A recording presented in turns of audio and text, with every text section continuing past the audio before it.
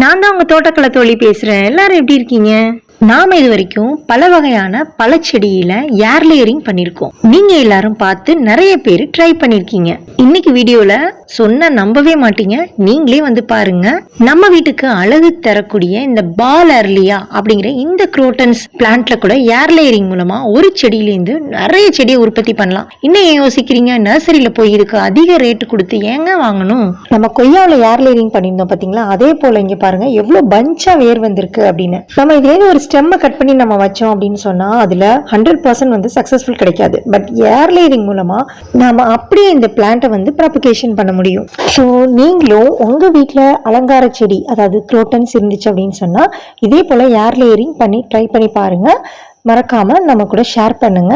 நம்ம சேனல்ல plant grafting அப்படிங்கிற பிளேலிஸ்ட் பேஜ்ல தனியா ஏர் லேயரிங் பத்தி நிறைய வீடியோஸ் இருக்கு, பார்த்துட்டு நீங்களும் ட்ரை பண்ணி பாருங்க. இந்த டைம் வந்து நம்ம ரவியண்ணா வந்து ஏர் லேயரிங் பண்ணல, நம்ம வெளில தான் ஏர் லேயரிங் பண்ணிருக்காங்க. ஸோ அந்த ஹாப்பினஸ்ல என்ன பண்றாங்க பாருங்க, ஆஹா நம்ம ஏர் லேயரிங் போட்டு இவ்வளவு வந்து வந்துருச்சே அப்படின்னு சொல்லிட்டு ஒரே சந்தோஷம் தாங்கல. ஸோ எல்லாத்தையும் பாட்டிங் பண்ணிட்டு இருக்காங்க.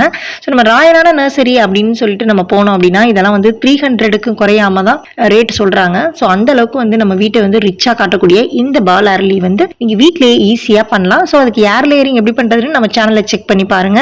அடுத்ததா ஸ்னேக் பிளான்ட்.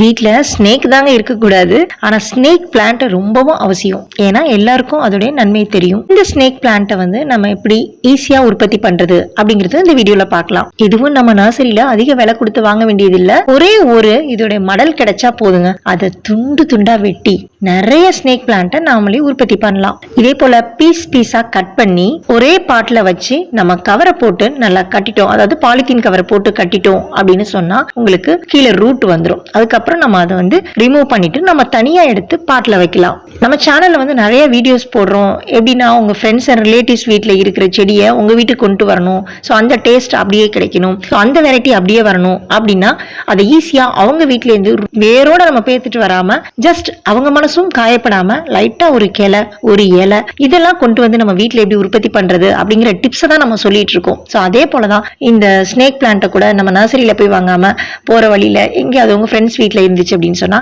ஒரே ஒரு லீஃபை மட்டும் நம்ம கொண்டு வந்து நிறைய பிளான்ட்டை நம்ம உற்பத்தி பண்ணலாம். நம்ம தோட்டக்கலை தோழி யூடியூப் சேனலுக்கு நியூவா இருந்தீங்க அப்படின்னு சொன்னா சேனலை சப்ஸ்கிரைப் பண்ணிக்கோங்க, ஆல்கிற பெல்லைக்கான கிளிக் பண்ணுங்க. அப்பதான் பக்கத்து வீட்டு செடியை அவங்களுக்கு பாதகம் இல்லாம நம்ம வீட்டுக்கு எப்படி கொண்டு வருது அப்படின்னு டிப்ஸ் எல்லாம் சொல்லி தரோம். ஸோ மறக்காம சப்ஸ்கிரைப் பண்ணி ஆல்கிற பெல்லைக்கான கிளிக் பண்ணுங்க. அப்படியே கார்டனிங்ல இன்ட்ரெஸ்டா இருக்க உங்க ஃப்ரெண்ட்ஸ்க்கும் ஷேர் பண்ணுங்க. அடுத்த ஒரு வீடியோல பார்க்கலாம். இது உங்க தோட்டக்கலை தோழி. டாடா.